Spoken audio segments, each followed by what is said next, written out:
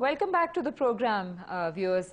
हमारे साथ अब मौजूद हैं पीटर डिसोजा, इंडिया से हमारे साथ इस वक्त फोन लाइन के ऊपर मौजूद हैं। पीटर एक one of the principal investigators हैं South Asia state of democracy report के। Peter, thank you, welcome to the programme.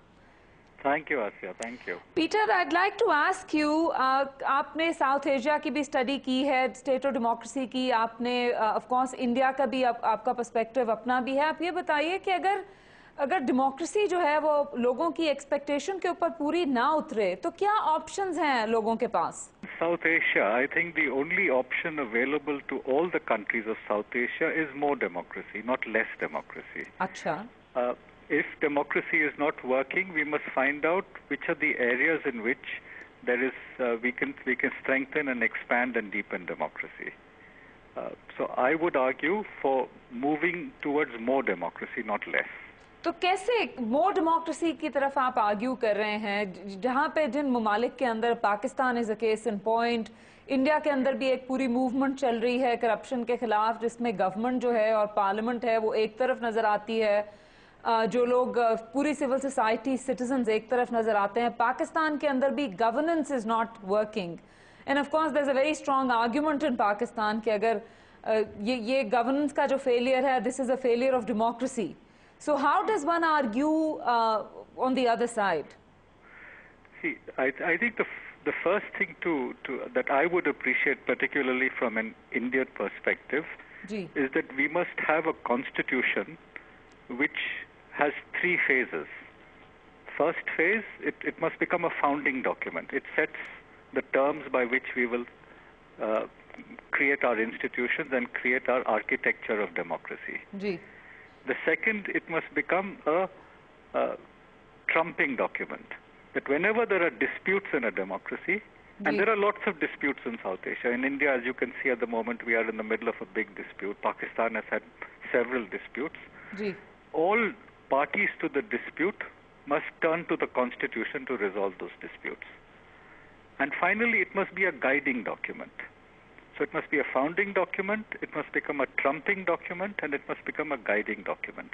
Now Pakistan, Bangladesh, Nepal, Sri Lanka, all these countries where the constitution has been disputed. In India too there are moments of such disputation. We must strengthen the constitutional order, not weaken it. Because the constitution is the only way in which all the groups that are entering the political community can resolve their disputes. Disputes will be there, contestation will be there, conflicts will be there. The constitution must become the book that we refer to when we have लेकिन to... Peter, we're in countries like India for now, और India का तो हमारे से tradition फर्क है पाकिस्तान से। पाकिस्तान में स्पेसिफिकली गवर्नेंस का जो फेलियर है वो गवर्नमेंट का फेलियर है। ज़्यादा जो क्वेश्चन उठता है वो गवर्नमेंट की एबिलिटी पे उठता है। in India the question now is that UPA government is almost now on crutches because it can't seem to be able to handle all the corruption crises that are hitting it, and now with the entire anti-corruption movement that is there. So what does the constitution, what is the constitutional route available to people at the moment? See, the constitutional route, first of all, is to create strengthen Parliament. I think Parliament must be strengthened, and Parliament must become the debating chamber where the different viewpoints are articulated. I think that is central to the current dispute in India. Parliament must take its responsibility more seriously. The party system must take its responsibility more seriously. Parliament must look for new ways in which they respond to civil society demands, particularly in a world in which we are living with 24/7 media, electronic media reporting. So it is the institution of Parliament which I think must be strengthened. That's one very important constitutional route. The second is to create a set of constitutional authorities that can deal with this. I'm all for the plurality of power. Constitution, Central Vigilance Committee, etc. These bodies must be made stronger and more robust. The central, the Comptroller and Auditor General, for example, must be made more. It is already pretty robust, but it must now begin to play its significant role. The Chief Election Commissioner. These are the sources at which there is a lot of leakage and of public funds. We must create these authorities that are appointed through convention unanimously with all the the government representatives, the opposition representatives, so that these bodies can function impartially and with a certain robustness. Peter, but all of these that you're suggesting are time-consuming tasks. Certainly in a country like Pakistan, जहाँ पे democracy जो है वो बार-बार weaken होती है, फिर दोबारा वो it sort of gets on again. तो ये उसमें जो लोगों का patience है, that is running thin now. So I mean क्या option है? मुझे याद है कि इंडिया में इंडियन इलेक्शन कमीशन ने एक वक्त में ये भी अपनी रिफॉर्म का एक उनकी एक जिसे कहिए एक उनका आइडिया है कि आवाम के पास, लोगों के पास, people should have the option to recall the people that they elect. क्या ये भी mid term में किसी वक्त मुमकिन है? Is that an idea you support?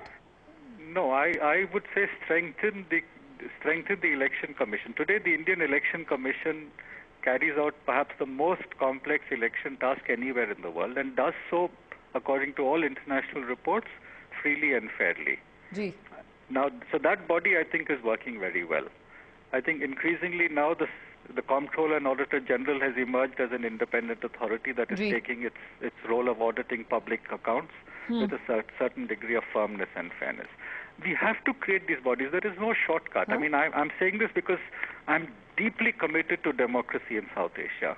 And I think the only way, because we are such plural societies, we are so internally divided socially and culturally, that the only way we can create a political community is by strengthening our institutions of parliamentary democracy. There is no shortcut. Please do not allow civil society movements to trump that, because in the long run, that is the road to anarchy. And I'm glad कि आपने इसकी तरफ, Peter, you referred to this, because my next question, and that's the the last comment जो मुझे आपसे चाहिए, वो ये कि आप ये जो इस वक्त civil society movement चल रही है in India, और इसके बारे में of course दो राय पाई जाती हैं इंडिया के अंदर. एक तो बहुत बड़ा सपोर्ट है जो इंडिया में जो लोग उसको दे रहे हैं, लेकिन एक तरफ से ये भी आर्ग्यू हो रहा है कि with a gun to its head, जो सिविल सोसाइटी अपनी टर्म्स डिक्टेट कराने की कोशिश कर रही है पार्लियामेंट को या पूरे पॉलिटिकल सिस्टम को, ये भी दुरुस्त नहीं है. Where do you think one should draw the line in what is going on in India? No, as I said, Parliament should regain the initiative. And I say this because I think parties should now begin to rise above party politics and begin to talk in terms of national interest. I think it is important, because what happens to democracy in India is not just important for India. It's important for South Asia. I mean, everyone in South Asia always refers to the India case. It is not only important for South Asia, it's important for the global South. The success of strengthening our institutions is a success not just for India. It's for the whole global South, and therefore I think Parliament should regain the initiative. Thank you very much, Peter, for joining us on a very short notice from India. We really appreciate it. नाज़रीन, हम बात कर रहे हैं कि अगर जमहूरियत अवाम की तवक्कुआत के ऊपर पूरा ना उतरे तो अवाम के पास क्या ऑप्शंस हैं. हमने अभी आपको एक इंडिया से एक साउथ एशियन पर्सपेक्टिव दिया इस मौजू के ऊपर. हम इसी मौजू के ऊपर गुफ्तगू जारी रखेंगे एक ब्रेक के बाद.